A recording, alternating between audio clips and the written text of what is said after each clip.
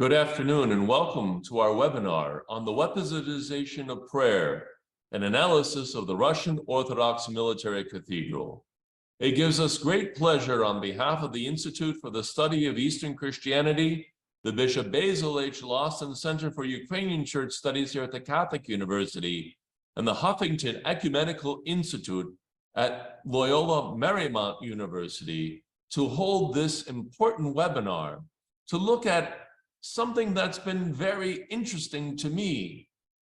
This notion of a military cathedral just on the outskirts of Moscow, and to understand what the iconographic program is all about.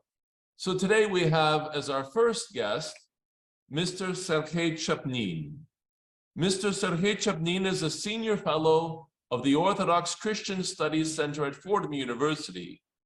He's a specialist in the field of multidisciplinary study of the Eastern Orthodox Christianity, with particular specialization in problems of church-state relations, the general role of religion in post-Soviet Russian society, and the modern history of the Russian Orthodox Church.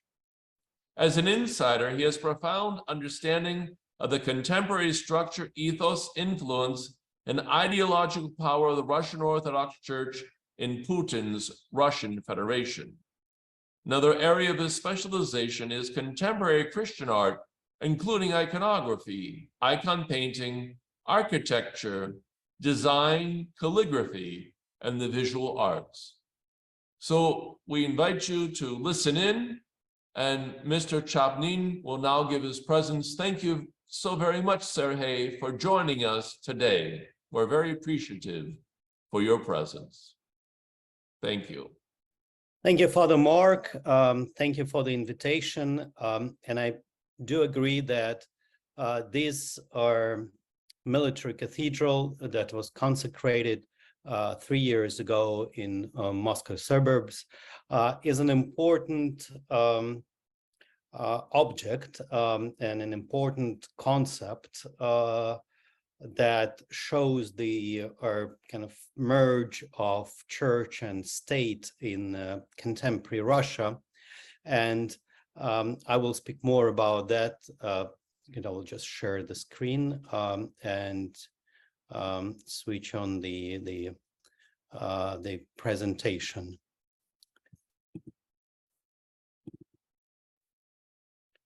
So yes, that's it. So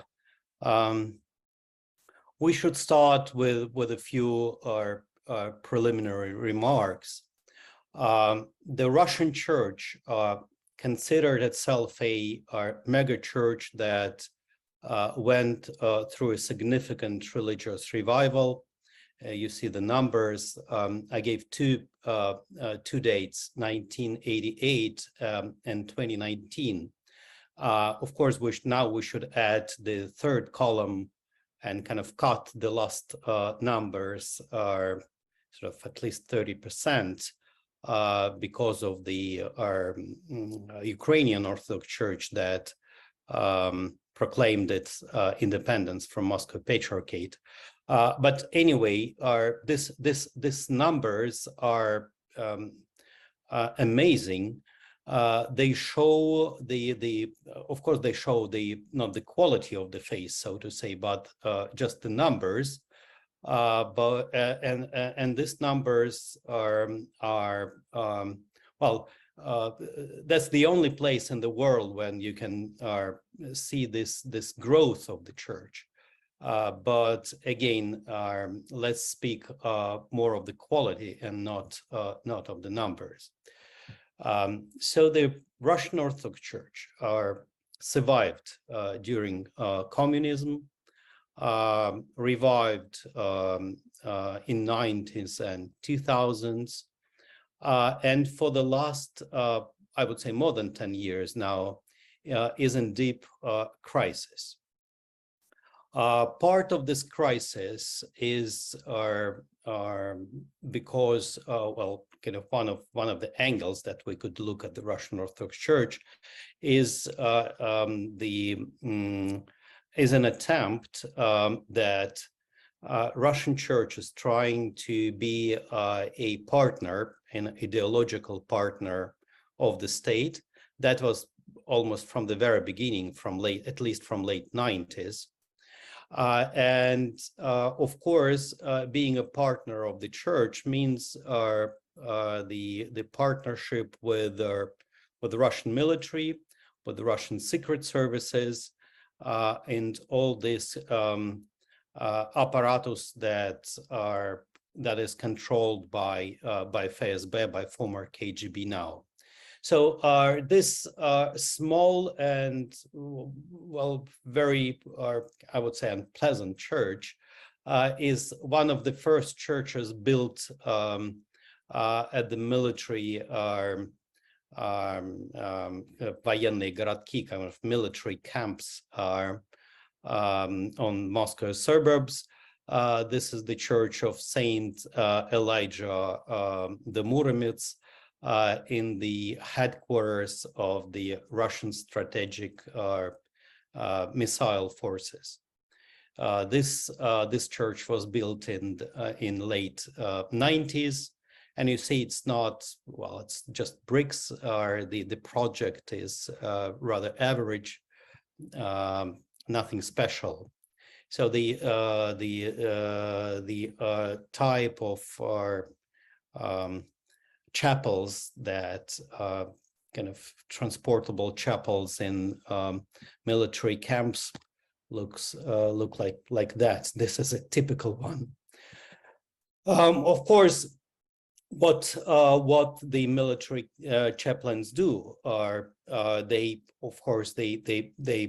kind of, that's the style. They bless almost everything, and you see here how the priest is blessing strategic missiles that could have also nuclear, that could be also nuclear missiles. And this is the last example of that's National Guard, Russian National Guard Church, consecrated half a year ago. So it's, you see again, it's quite small and simple. And the only the big church, the magnificent one, is in Kronstadt. This is the church that's the St. Nicholas Cathedral of the Russian Navy. And you see how kind of officers and soldiers attend services there. There is a certain tendency, of course, when Russian Church blessed the army, the tendency that kind of shows the merge of Christian and Soviet. When this pictures appeared back sort of 15 years ago, nobody took them seriously. They were just kind of jokes. But now we see that these jokes unfortunately came true, and these pictures reflect the mindset both of state bureaucracy and Russian bishops in the country. And that's another sign of this kind of, again, playing with symbols.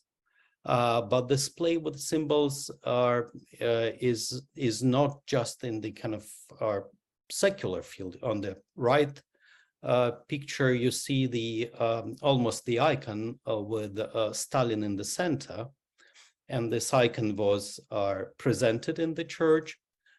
Then the church rejected this icon, but still it was sort of, it showed up in different places, and in a way, this is an attempt to justify the Stalin's period in Russian history. Now we're coming to the military cathedral. So that's the main view, and the whole title is the main church of the of the armed forces of the Russian Federation. This church is situated some 40 kilometers from Moscow, and it's not just the church. It's a whole ensemble of different institutions, and you see the cathedral in the center, and around it there is a museum of the Second World War, or as the Russians call it, the Great Patriotic War. And there is a big square in front of it where many different events are taking place. There is a quite sophisticated lighting system, the computer lighting system, that could color the cathedral in different colors. That looks really magnificent. So this church is totally different from the military chapels and churches in other places. Now, this is also the example of the lighting system. It's not just painted or just the computer graphics. This is really how the cathedral looks like, and the idea behind is to present this church as a tourist object, because the community, of course, is there is no actual parish community there. This is a church in the kind of military park, or it's called the military park Patriot, Russian Patriot.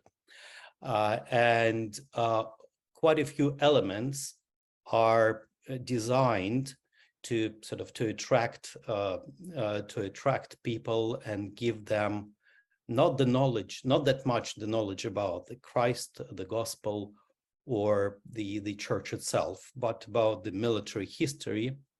Well, it's in a way, it's a manifestation of the official religion of contemporary Russia. And I call this official religion not Orthodox Christianity, but a kind of post-Soviet civil religion. Now, in this picture, we see the Minister of Defense of the Russian Federation, Shoigu, which is the first on the left, and other generals that are war criminals now. And the main icon, this is the with painted, covered with gold. This is the main icon of the cathedral, and what is interesting about this icon, it also reflects the idea of this weaponization of prayer, because on the side doors, and you see one to the right of the face of Christ, not the icons, not the sacred images are depicted, but different battles. The main part of this door is a picture of the battle, and only the tiny icon of the Mother of God that Russians believe was the patroning this battle is above this battle scene.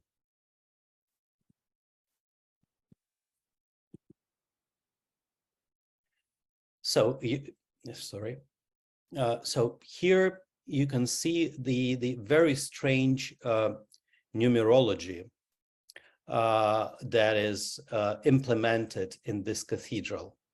For example, if we'll have a look at the bell tower on the left, we will see that it's written that it's 75 meters high. What does that mean, 75? And this is the anniversary of the victory in the Second World War, because the cathedral was built in 2020 and consecrated, so it was kind of 75 years from the date of the victory. Then we see the diameter of the drum, of the main drum in the center. It is 19 meters and 45 centimeters. And this is the year that the Second World War ended, the year of this victory. Now you see that diameter of the dome, of the central dome itself, is 22 meters, 43 centimeters. What is that? And that's the time when the act of capitulation was signed in the year 1945. So that's nobody knows that. So they put really strange.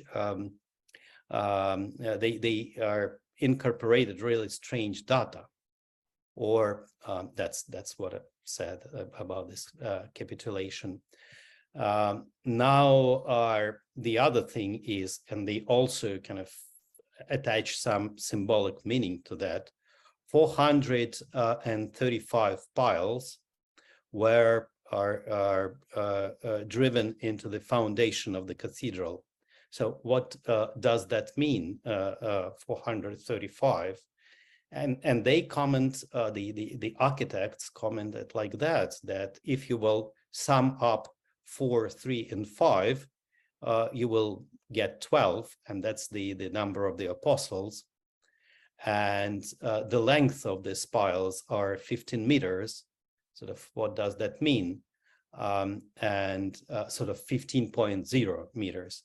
And that signs that the banner of our military regiment, the number, so 150 is the number of the military regiment that put the banner, the Soviet banner, on Reichstag in 1945. So this purely depicts the idea that the ideological significance of this cathedral is kind of shaped out not by the church, but by the Ministry of Defense, and actually the Minister of Defense, Sergei Shoigu himself. There are striking examples of violation of the typical understanding of the design of the church. Here we see the main dome from the inside, and the stained glass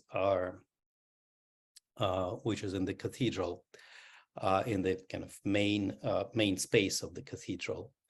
And what we see all over is in this round plates is different military orders, both of Russian Empire and of the Soviet Union. The next one we will see that even the symbols of the atheistic state, this a well-known symbol of the Soviet Union, is also on the top of the cathedral. And what is wrong about that? We should say that the design of the church develops from earthly things near the floor, going to the heavenly things on the ceiling and in the dome. And we all know that no one will be able to take his earthly achievements, including orders, to the heavenly kingdom.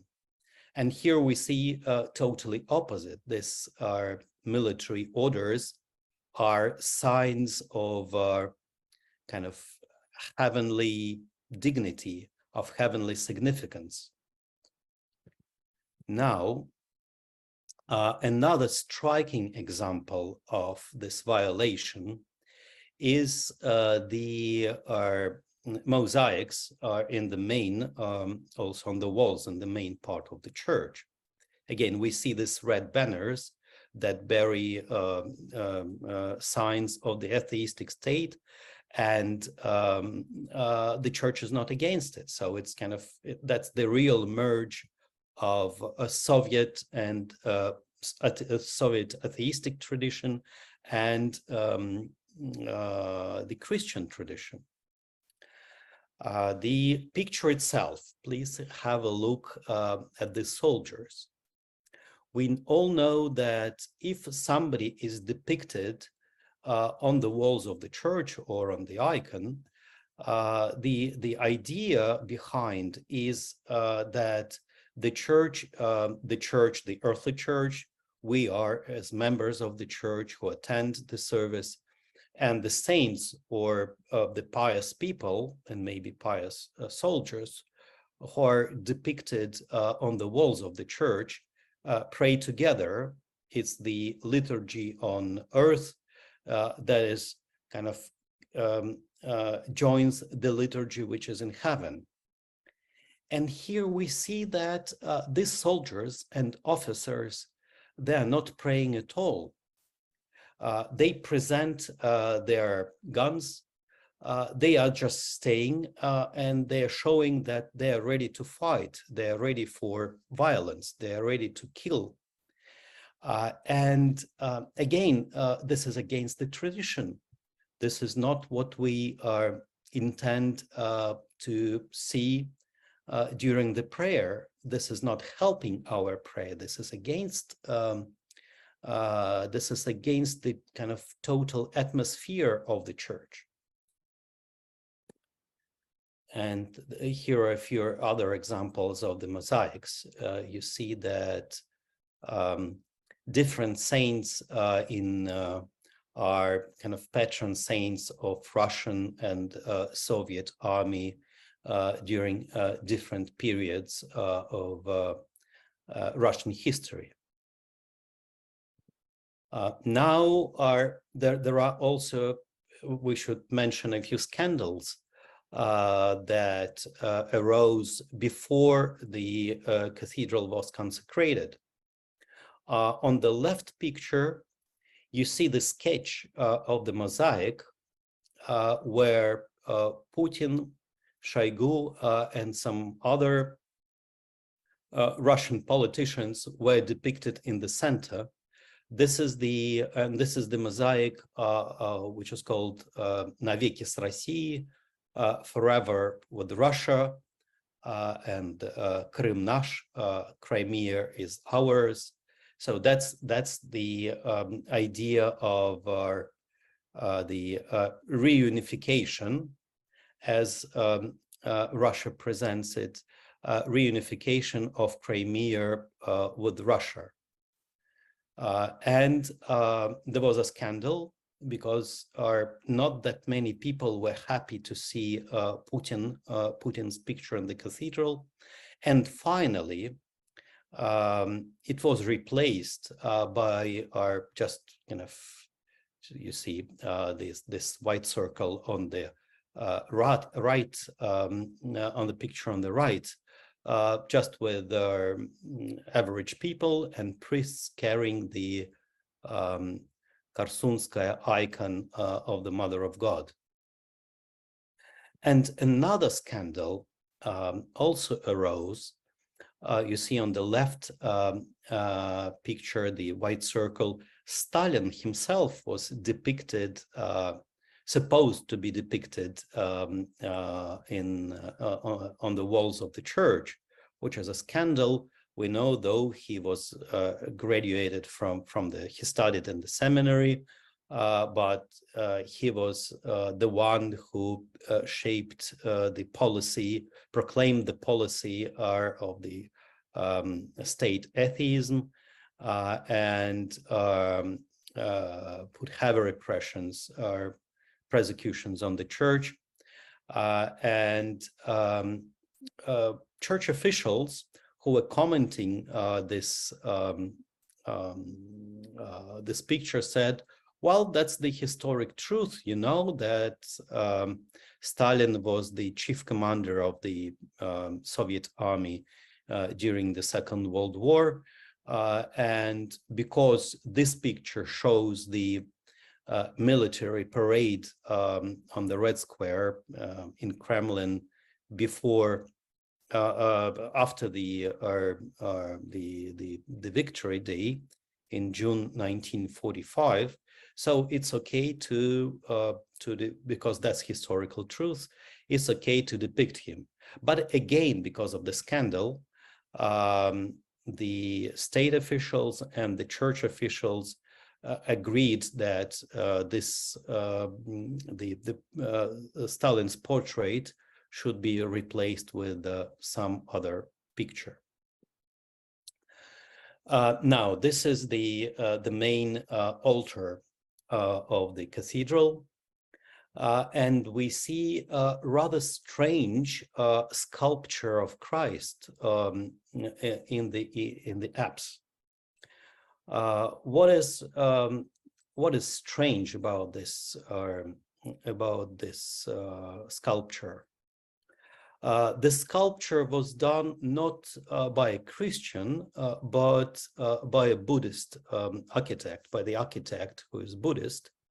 And because this Buddhist is a personal friend of the Minister of Defense, Sergei Shoigu, also from this Tuva region, he was asked to, the image of Christ that was done by Russian sculptor artists was replaced finally by this sculpture to show the kind of the unity of different nations and even different religions within this object, I would say, within this cathedral. And here is the translation of the amendment to the Russian Constitution of the Russian Federation that was adopted in summer 2020. That's the idea of this passage, one of the ideas, is to include mentioning of God in Russian Constitution. But let's have a look at the kind of at this paragraph itself. It's quite peculiar. The context in which God is mentioned is quite peculiar. You see, the Russian Federation, united by 1,000 years of history, preserving the memory of our ancestors who passed down to us ideas and faith in God, as well as the continuity in the development of the Russian state, recognizes the historical established state unity. So you see, God is important from this perspective, is not because he is God, but because he is a part of ideas and faith that our ancestors sort of passed down to those who live in Russia today. So in a way, it's a kind of technical God that serves Russian interests and not vice versa. It is not just not the Russian people or Russian state serves God. No, it's a technical God that serves Russia. And this cathedral that the pictures we saw earlier is a brilliant illustration of that. So Russia needs some kind of technical God that will not judge Russians themselves, but will help Russians in any case, even if Russians are committing crimes, military crimes, this technical God will stay with them.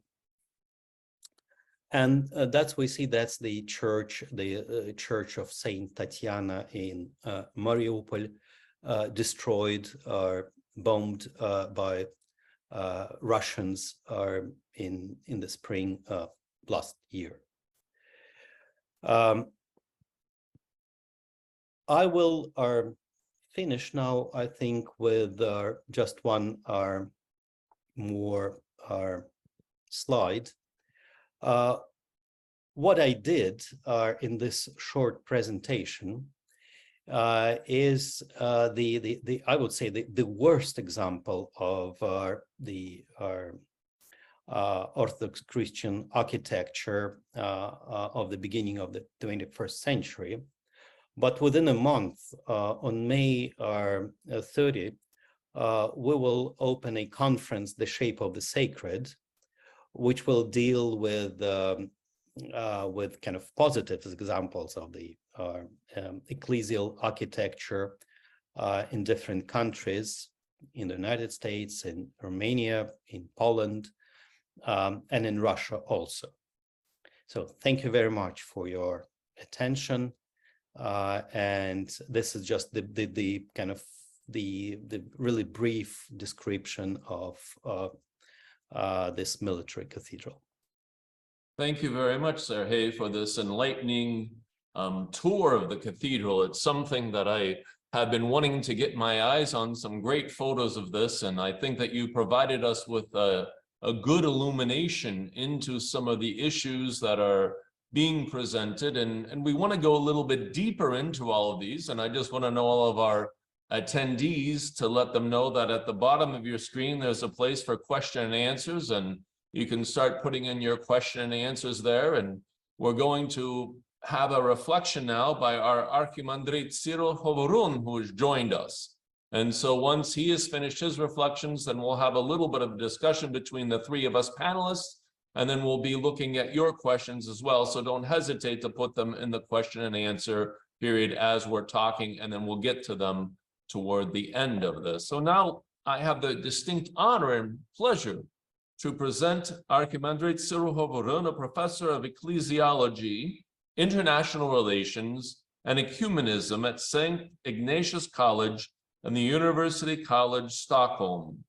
He as well serves as the director of the Huffington Ecumenical Institute at Loyola Marymount University in Los Angeles, and has graciously co-sponsored this with us. So we're thankful to him for that. He is a graduate of Theological Academy in Kiev and the National University in Athens. He accomplished his doctoral studies at Durham University under the supervision of Father Andrew Loth. He was the chairman of the Department for External Church Relations of the Ukrainian Orthodox Church, first deputy chairman of the Educational Committee of the Russian Orthodox Church, and later research fellow at Yale and Columbia Universities, visiting professor at the University of Munster in Germany. He is an international fellow at Chester Ronning Center for the Study of Religion and Public Life at the University of Alberta in Canada, and as well an invited professor at the Pontifical Gregorian University in Rome. We thank you very much, Father Cyril, and we look forward to hearing your questions and comments and thoughts as we begin to unpack and open up our understanding of what is going on in the deeper recesses and how we can look at the theology and more sort of a more subtle understanding of what's happening. Thank you very much. Thank you so much, Father Mark, for your introduction. I'm particularly glad that we started this cooperation between the Huffington Institute and the Catholic University of America. Just yesterday had a meeting, annual meeting of the advisory board, and I reported about this cooperation. Everyone was happy and thrilled. So we look forward to more cooperation. I'm also grateful to Sergei Chapnin for his presentation. As usually, it is very insightful, illuminating, and concise. What I wanted to reflect upon is some kind of general points and some more particular points. Speaking generally, I think what we are witnessing, it's a result of the iconodulic nature of our cultures. Iconodulic as opposite to iconoclastic. And it has its connotation because doulos in Greek, it means also slave. So we have a kind of enslavement, to the images, and we are witnessing that images and sacred spaces have become another battlefield in addition to the battlefields that we have in Ukraine. So effectively, what we are talking about a sort of a military action in the battlefield of images and sacred spaces, when on the one hand, one side, like in the case of this cathedral, and in the case of the iconography related to the war from the Russian side, we find experiments to justify the aggression, to justify the war, by sacralization, this war through images. On the other hand, and on the other side, we witness a similar attempt from the Ukrainian side to kind of rebuke this aggression, to counter-offense even with other images, other sets of images. Because since the war escalated in 2022, February 2022, in Ukraine, I've been witnessing the emergence of a specific iconography, which is relevant to this war. Probably the attendees of this seminar, of this webinar, know some examples of this iconography, like this, the Ukrainian Madonna from the metro underground station, like this lady who holds a baby, nursing the baby, and it has become, like, this image has become viral and iconic, really iconic of what is happening in Ukraine. So we are witnessing two sets of imagery. In other words, the imagery of war, the imagery supporting the war, the imagery justifying and sacralizing the war, and on the other hand, the imagery of resistance, the imagery of opposing. And it's they stem from this, I mean, two sets of images, they stem from the same source, the iconodulic nature of our cultures, because both Ukrainian and Russian cultures, they are kind of rooted in these traditions of iconography, of veneration of icons, right? And this is a very interesting phenomenon indeed. I think the war can be studied through the iconographies. And this webinar is actually one of the attempts, one of the earliest attempts to study the war, from the perspective, in the light of iconographies. Also, what I want to emphasize is, yes, the title of our webinar is about the weaponization of prayer. I think it's to put it even maybe more precisely, we should speak about the weaponization of imagery and sacred spaces. There is also weaponization of prayer. If you take, for example, the prayer which was introduced by the Moscow Patriarchate, personally by Patriarch Kirill, to be read in the liturgies everywhere, under the jurisdiction of the Moscow Patriarchate from 2014, actually, from when the war started, when the war began. That was the prayer which was weaponized, and it was read, it was supposed, it was kind of, people were obliged to read this prayer in the liturgy. And that is an example of the weaponization of prayer. And now we're dealing with the weaponization of images and sacred spaces. Also, I think we are dealing with the weaponization of holiness, sanctity, when some people, some saints are promoted as the symbols of the Russian grandeur. And I think that the most important figure in the pantheon, so to say, of the saints who have been employed to justify the war is Alexander Nevsky. I think he's really a favorite saint of Patriarch Kirill personally. And I know that Patriarch Kirill personally promoted and continues to promote Alexander Nevsky as a sort of, a symbol of his vision, of his understanding of what is Russia and how Russia, needs to expand and to behave and so forth. So he's really an idea personified, so to say. We are talking about the ideas that drive the war, and some of those ideas have been visualized, like in the case of iconography, the new iconography. Some ideas have been put into stone, like in the case of this cathedral of the military forces, and some ideas have been personified, like in the case of Alexander Nevsky, for example, but not just him. I think this tradition probably happened, started kind of, or escalated somehow in 2000, when the Russian Church decided to canonize Nicholas II, the last Tsar from the Romanov dynasty in Russia. There was a resistance at the time against this, because some people felt that it's a bit fishy. It's a bit of, it's about merging ideology and theology. Well, there is an interesting episode, in this kind of resistance to the canonization of Nicholas. I think the protagonist of the opposition became professor of the Moscow Theological Academy, Alexei Osipov, who has become now a protagonist of the pro-war party. He is now, a vehement advocate for the war. But at that time, he was against, the canonization of Nicholas II as a symbol of this transition of the Russian Church towards, serving ideological ends. So it's about the weaponization of saints. I should say that on the Ukrainian side, we are observing something not dissimilar. Like, for example, the attempts in the Ukrainian churches to get rid of some saints from their calendars who are associated with the Russian imperialism and with the current aggression.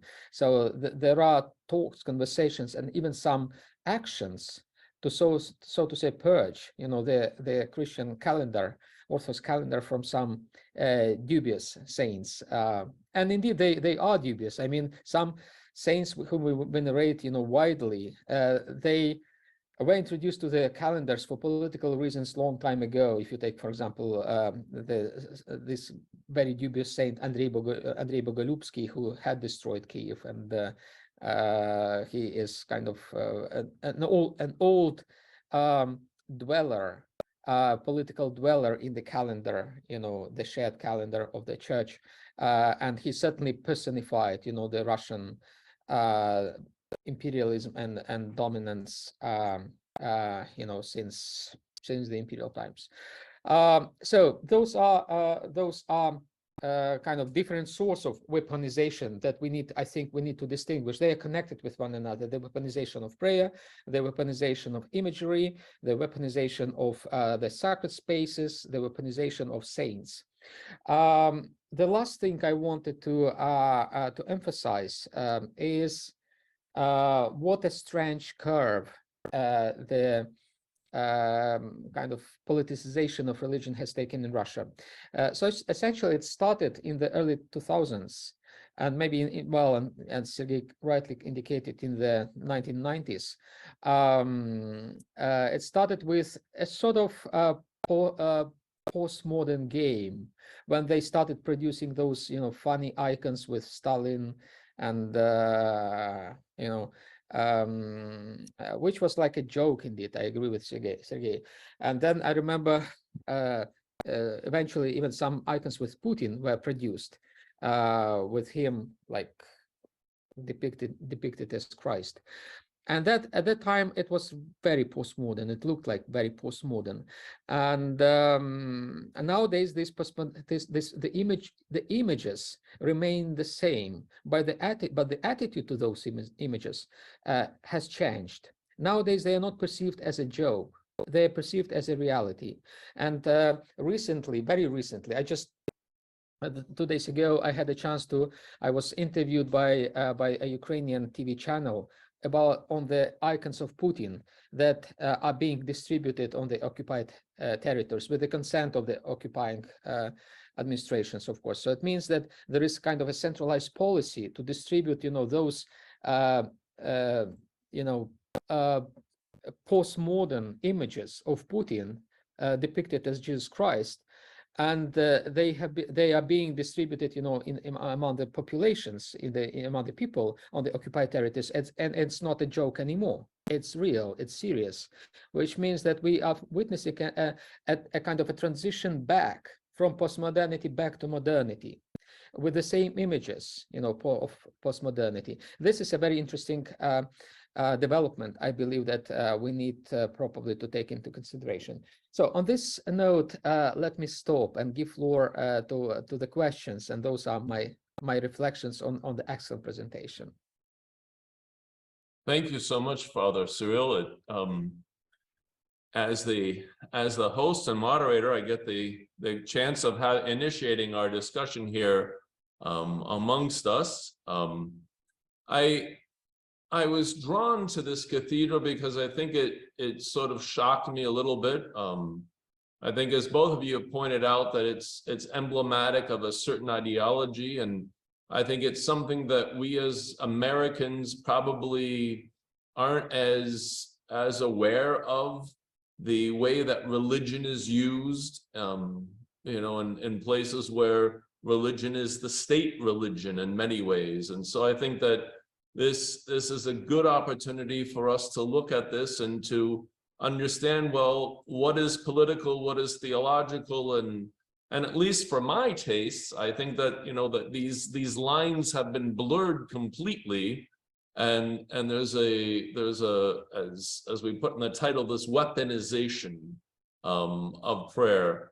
So Sergei, if you don't mind, I'd like to turn to you first, and I'd like to have us take a brief look at how you might understand the icon system, and whether these icons are utilized somehow by even the soldiers themselves. Is it something that they're engaging, carrying around as these sort of tokens for them, or is this more of a sort of engagement for people who are coming to this military park, that they have the combination of the historical with the religious put together? What are your sort of thoughts about that? Well, I think my main point is that what we are, we came, I think, together with Father Cyril on this wave of religious revival. We came to the church, we were baptized, we joined, we became active in the church. And now we see that this revival turned into crisis, turned into deep crisis of the Russian Orthodox Church and I would say, almost all the religious life in the post-Soviet space. So the reason for that, I guess, is the general intention of the, so to say, official church in Russia that decided to prove that the state, the new state in Russia, the Putin state, really needs the church, needs this ideological support and, in a way, spiritual support from the state. And this new Putin's empire will not survive without some without religious elements. And Putin took this idea seriously. There is a certain understanding between state officials and church officials that religious elements should be sort of almost everywhere in official state ideology, in state-controlled media, in Russian propaganda. And of course, when the annexation of Crimea back 9 years ago, now because of the invasion, the religious arguments were quite important for Russian politicians, as well as for Russian nation in general. So I would say the reaction of Ukraine is quite natural. So if Russia weaponized the Orthodox Church, then in a way, the Ukrainian side should do something similar, because that's the another kind of dimension of this hybrid war. And it's interesting that Zelensky, for example, he himself is not religious at all. And he was trying to sort of to stay away from religious arguments. But then he said, well, we need not only our kind of political independence, we need also a spiritual independence from Russia. And I think in a way, we will see now the kind of for the first time in the 21st century, we clearly see the religious dimension of this war, and it is serious. We see the kind of para-theological arguments, especially from Russian side, and this set of sermons, the sermons of the Patriarch Kirill during the wartime, and some other bishops and priests. Some of them are quite popular in Russia as preachers. They develop a rather sophisticated system of arguments, which I would say is not really Christian, which is not based on the gospel, which is not based on our Holy Fathers and tradition of the Church. It is based on certain our mythological elements. Well, actually, I would say at least in Russia, the theology is replaced by history. When you will sort of study carefully sermons of Patriarch Kirill, he is all the time speaking about history. He's speaking about Russian history, and history for him is much more important than theology. And from that perspective, and it's a kind of dead end, because if he had chosen the kind of the Russian Empire as the kind of golden age for Russia, then this is really dangerous for all Russian neighbors, for Baltic states, for Finland, for Ukraine, Belarus, Caucasus, and Asia. So I think we have to kind of suggest an alternative approach, a kind of Christian approach to all that arguments that they have. And I'm afraid that nor the Orthodox world, nor are the local churches, nor our Catholic Church, nor our Anglican Church, nor Protestants, nor theologians are in different universities, institutions. They even after the year after the invasion, they didn't take all these things seriously. I think my intention here is sort of, let's take all this stuff seriously. We have to do that. Thank you, Sergei. That's a deeply interesting subject that you've prompted us, and I'd like to turn to Father Cyril as well, and maybe get some of your feedback and reflection on that, and especially in light, Father, of this whole question of theologizing. Where are we in theologizing this? One of our participants, Rob Peters, asked the question about what's happening here. We're more concerned about just war ideas, but it's only crusade against the West that we hear in some ways, and there's no limit to what this can do. And so what does this say about where Eastern theology is, as Sergei was trying to prompt us to think about, theological answers to this. So what are your thoughts, Father Cyril? Right, thank you. Yes, we are dealing with a substitution, with mimicry, when theology is substituted with ideology, even though while pretending to be theology or continuing to be theology. And it's like it's a trick. It's a deceitful substitution, certainly. And there are two strategies of dealing with this substitution. One strategy is to counterpose a different sort of ideology. In other words, to neutralize one ideology by another one. And I believe this is tempting. It can be quite effective. Can be like a shortcut, to deal with ideology, just by producing another ideology. I'm sometimes being accused even of producing, another ideology that would substitute, the ideology of the Russian world. But I believe this is a wrong strategy. The correct strategy would be to liberate theology from the parasitism, from the parasite of ideology, because ideology parasitizes on theology, right?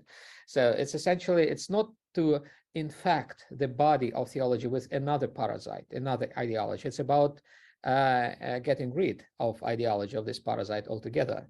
It's about liberating theology from ideology. And this is, I believe, this is a task for Ukraine. And this is really challenging for the Ukrainian community, theological, religious, and church community.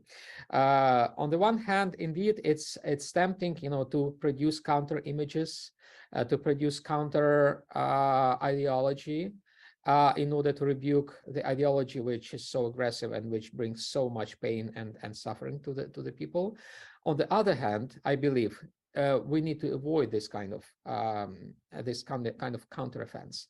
I think it is important to demonstrate the wrongness of the approach per se, the wrongness of the approach that presupposes this substitution of ideology with of theology, with ideology. And instead of producing counter images which just mirror, like in the mirror, you stand in the mirror, then your right hand appears to be left in the mirror. So instead of mirroring, the Russian propaganda or the Russian world, and substituting it with, with the Ukrainian propaganda, Ukrainian world, it's important to deconstruct the propaganda, to deconstruct the ideology, and to reveal, to unfold what is beneath it, what is theological, what has been parasitized upon. Well, that's my theoretical, if you want, reflection on how to deal with the problem of weaponization of religion, imagery, liturgy, prayer, whatever. It's not by weaponization, in the right direction, as we believe, but it's about the demilitarization of those things. So Dr. Anastasia Wooden asks a question, and I'll read it out and allow both of our participants here to respond to it. To which extent does the church-state relationship that exists now between the Russian Orthodox Church and the Russian Federation goes beyond Orthodox theology of church-state symphonia, and can it be perceived as justified from the perspective of this theology? So it's a two-part, and so I don't know if you want to, who wants to go first, but it's open. Okay, let me start. It's a very big question, and I guess it's important to start with the experience of the church after the Bolshevik Revolution in 1917, when there was a kind of clear, there was a big discussion whether the church should sort of go underground and resist Bolsheviks, or whether the church should find a model of legal existence in the Bolshevik atheistic state. And after the Second World War, actually during the Second World War in 1943, Stalin decided, that was his decision, his personal decision as a dictator, to legalize the church. And the church became totally loyal to the atheistic state. So that's, I think that's the, here we can see the roots of this situation, the situation that we have now. Because one thing is to be in symphonia with a state that calls itself a kind of Christian state, or emperor that calls himself a Christian, and it's totally different when the church is loyal to the state and to the dictator, who kind of proclaims atheism as a state ideology. So in a way, that was a subordination, or the church subordinated to the totally non-Christian power. And after the collapse of Soviet Union, the church was kind of trying to re-establish relations with the state, but because of this historic trauma and this readiness to, in a way, to support violence against, not only just against, I don't know, atheists or those who are not in the church, but the church actually blessed violence against other Christians, and not just Christians, but members of the same church.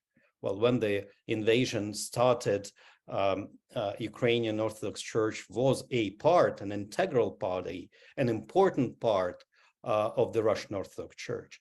Yet Patriarch Kirill didn't manage to find a single word of compassion, a single word as a archpastor to those in Ukraine who are suffered, who bombed, who lost their loved ones, and that's that's so that's really kind of terrific. I mean, when the bishop, who is kind of supposed to preach gospel, don't care about love to his neighbor. I think that's in the core of the problem, and that is why I can't say that the official church in Russia is a Christian church, at least today. That's Cyril. If I just made to this, well, I'm afraid that the model of symphony between the church and the state in modern Russia is not very much different from the model of the same relationship that existed in the past, and still exists in some cases, in the case of some churches. The only difference is not the type of symphony that Russia has. The problem is how the symphony is practiced. Well, as it happened to Russia many times before, Russia takes some ideas from outside and develops them to the extreme violent form, as it was, for example, with communism. Russia created a violent dictatorship on the basis of the communist ideas. So essentially, in the same sense, Russia took the idea of symphony. Actually, by the way, Patriarch Kirill just this week on Bright Tuesday, when was it? Like 2 days ago, in his sermon, referred explicitly to the idea of symphony. He said explicitly that we are enjoying symphony. It means that they're aware about what they're doing. They're implementing symphony, but the way how they implement symphony, I think, is quite different from what we expect symphony to be. It's a very violent form of symphony. It's the sort of symphony that brings, death. Sometimes I explain that what Russia is doing, it's waging a kind of culture war. The United States are ravaged by the culture wars, as we know. And in the United States, well, the society was very close to a violent outburst, as it was on the 6th of January last year. But Russia actually made the culture war the main kind of driver of the aggression. In the case of Russia, the culture wars, which are usually those culture wars, are, as I explained sometimes, are neither about culture nor about wars. But in the case of Russia, the culture wars were transformed into a war, a real war. So in the same sense, symphony, which is usually kind of a peaceful idea. Well, not all, well, historical in Byzantium, of course, it was different. There were many episodes of violence on the basis of symphony, but it does not presuppose necessarily violence, what I want to say. But in the case of Russia, we are dealing with the implementation of symphony, of the Byzantine concept of symphony, which is ultimately violent, ultimately bloodshedding. And yes, and this is the main problem of it. So the problem is not, well, I believe, well, maybe I'm saying kind of a controversial thing. I think the problem is not symphony per se. The problem is how it is implemented, and it is implemented in a very violent and unacceptable way. Well, I think as I reflect on some of the verbiage that's been used, in a sense, is, we want to purify our people. We want to get rid of this evil or something. And what I find striking, from a moral theological point of view, is just the very simple reality that the ends don't justify the means. And this is a simple reality that, is part of the very teachings of our Lord and Savior Jesus Christ. And this is what I find just absolutely disturbing, because you have a whole implementation of a view of Christianity that is, in a sense, not just the symphonia, but a triumphalistic. And somehow that, we are going to show you the right way it is to be Christian. And we're not going to show you by example. We're not going to show you by discussion. We're not going to show you by a book. We're going to point guns in your face and tell you now that we're liberating you from this evil. And to me, it's just shocking, because the evil is the gun. This is an unprovoked war. This idea that somehow they've been put into, this reactionary phase that well, there are all sorts of things, as you pointed out, Father Cyril, with the culture wars that are going on, and there's struggles, absolutely.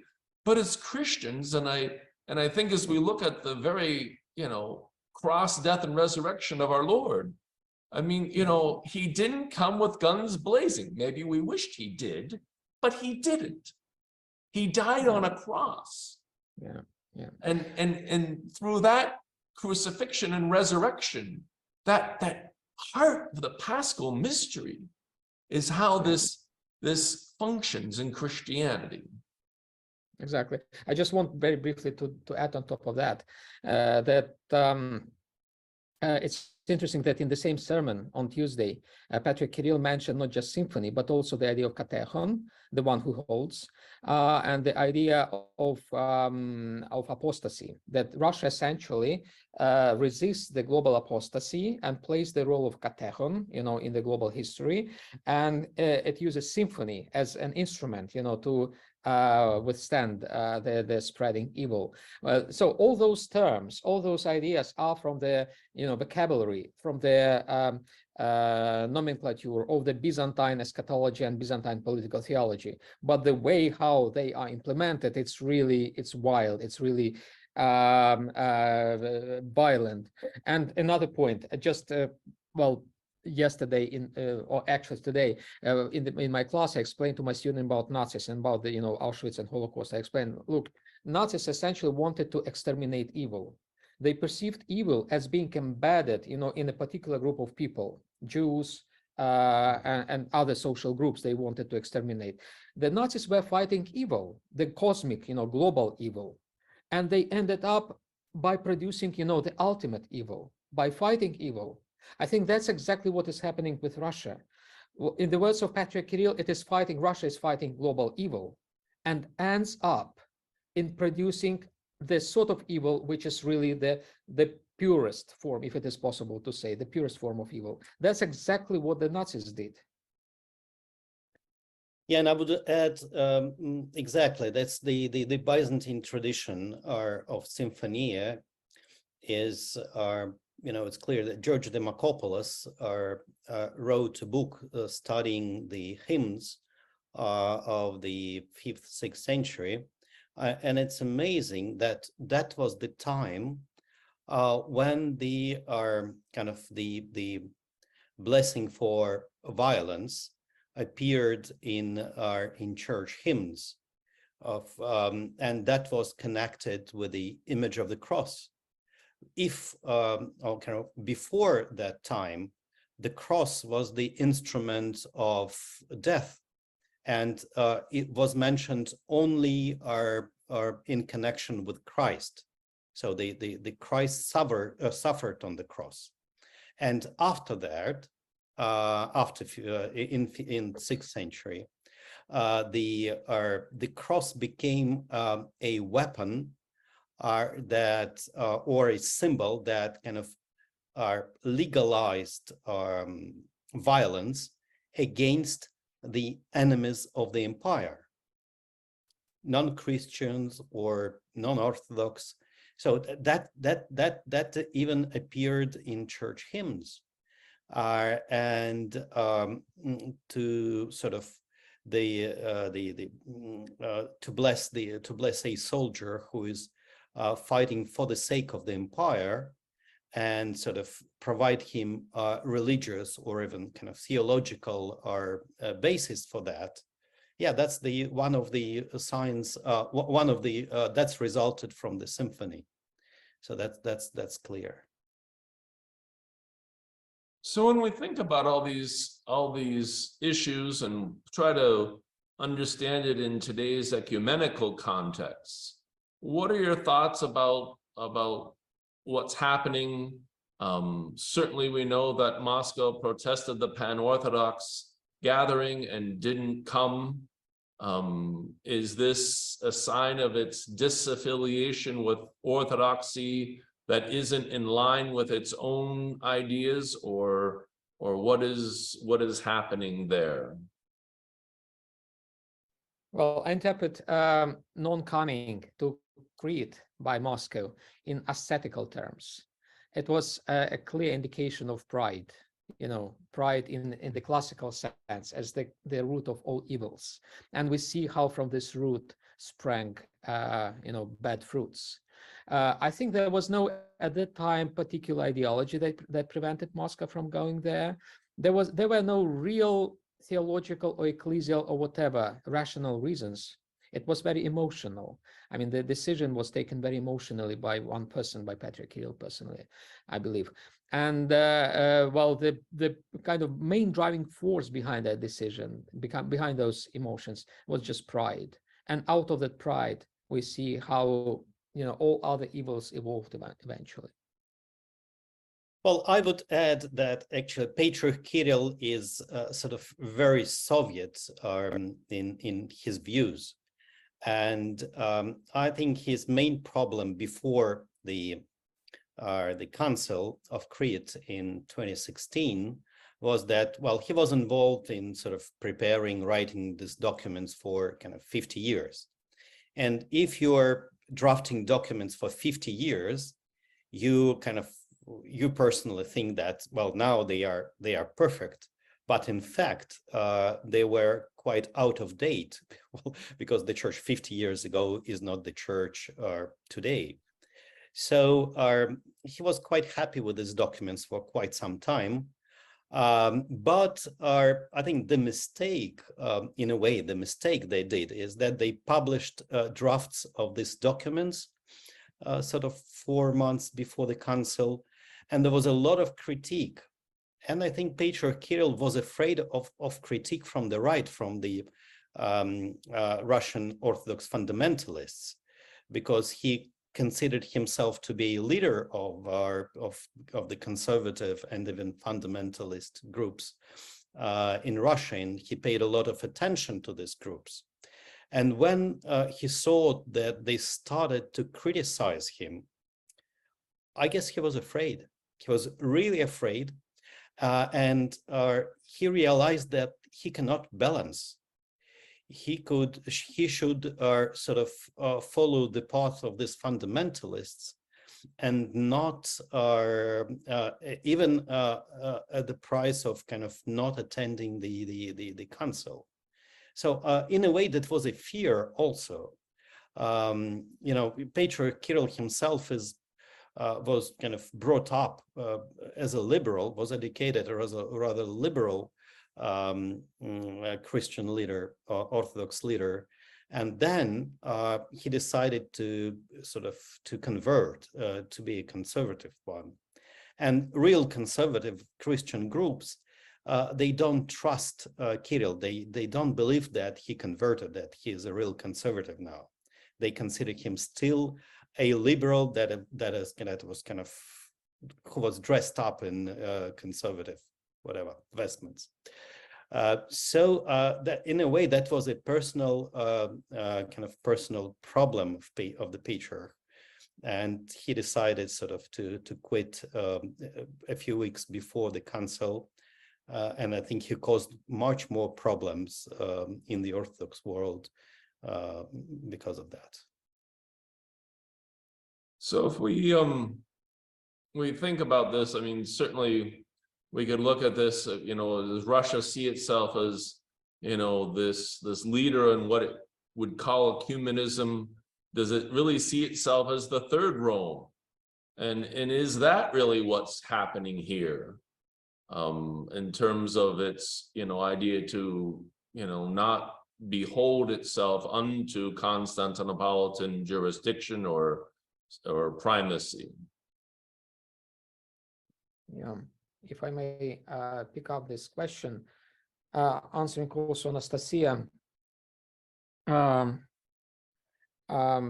Well, speaking about the third world, third Rome, it is very similar to those, you know, funny and caricature kind of icons that began to be circulated in the 1990s.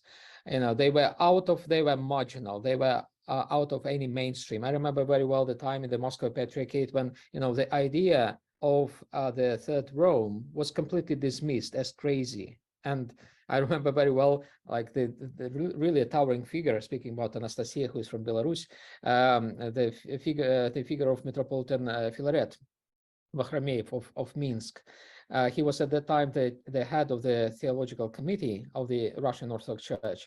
And I remember kind of discussions with him about these third Rome theories, and he just laughed at them. You know, they were perceived as crazy ideas, you know, promoted by crazy people, and the leadership of the Russian Church tried to keep them at bay as much as possible. And all of a sudden now, those things that were on the margins, you know, came to the center, became mainstream, and that concurs with the general tendency when the postmodern images, like the icons of Putin or whatever, the idea of the third Rome, which was the same crazy, you know, marginal idea, all of a sudden became mainstream. All of a sudden, those postmodern ideas became modern again and became like kind of serious again. That is in the line with other developments that we are discussing here. Well, I would add that there is a certain inconsistency or certain problem because in certain context, yes, Russia and Russian Church believes or acts as if they follow this third Rome concept. But in other situations, they react as a kind of representatives, as leaders of the nation state.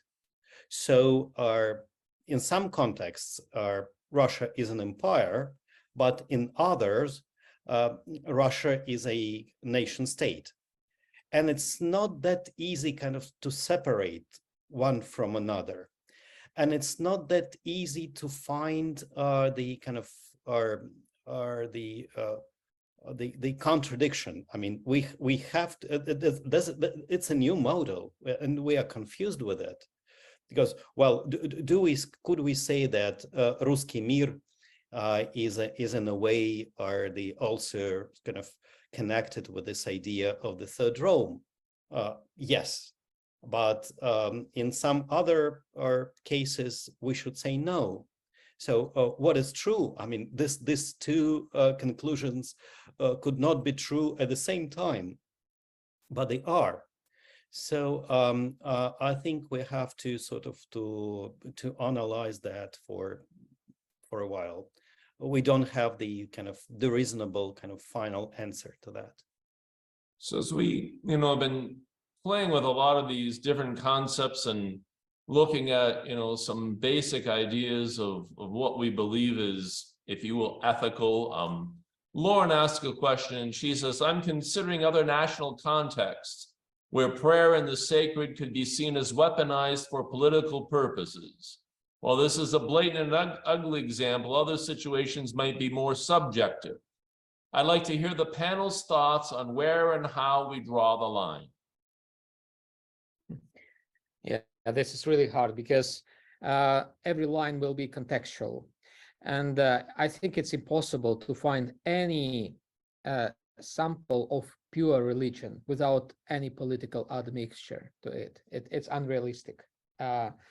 Probably only the sort of religion preached by Jesus was completely apolitical, even though still he was accused of having a political agenda, for which reason he was killed, as we know. So it's impossible to find any, even modern, in the secularized world, modern religious form without any influence of politics.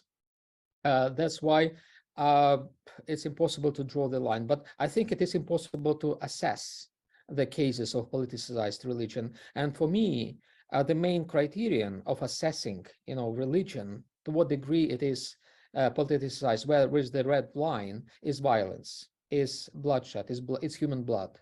When blood is shed, then it is unacceptable. And certainly the Russian church has crossed this red line, way over, and needs to be addressed in the way that we're addressing. Otherwise, let us be realistic. It's impossible to distill religion from politics, as it were. And I totally agree with Father Cyril. I think the question of violence and kind of the blessing of violence and the justification of violence is extremely important in Christian context to sort of to judge whether the church is based on gospel or not. And but the second, I think there is a second also very important criteria is the kind of is truth, the proclamation of truth, because as we see with this war, there is a certain position when Christians are saying, and even there are quite a few monasteries who follow that path, they're saying, well, we are praying for peace.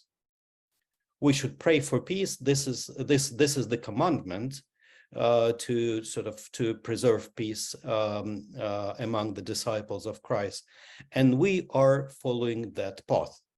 We are not judging. We're not involved in violence. We're not ready to judge anyone. So we're just praying for peace. And I think this is a hypocrisy, because yes, we have to pray for peace, but we also have to say clearly who are on what side is who started the war, who started the violence, And if we will be silent about that, our prayer for peace will not be honest. That it couldn't be like that. I think for me, when we think about this question and the main message of the Lord when he came to his disciples was peace be with you. And that this is for me the central sort of understanding about, if you will, authentic religion or the sense of, well, what is a religious engagement that is calling us forward. And I think that when we begin to look at that, and and certainly we understand that one needs to defend oneself when one is being attacked, but yet defense is a different thing than being on the offensive. And I think that's for me the sort of real sense of it. Well, we're not fighting because we want to fight or because we want to have our ideology to win, but we're fighting because we have to save ourselves and our lives, as we can see numerous people. One of my most interesting images from early on and after the 2022 onslaught was a woman standing in the street talking to these soldiers and asking them, what are they doing here? This is not your land. This is my land. I don't know you. I didn't ask you to come here, and I didn't want you here. And so this is how I'm afraid that somehow the perversion of the whole message of Christianity, if you will, has taken such hold that the justification for invasion has been done in religious terms.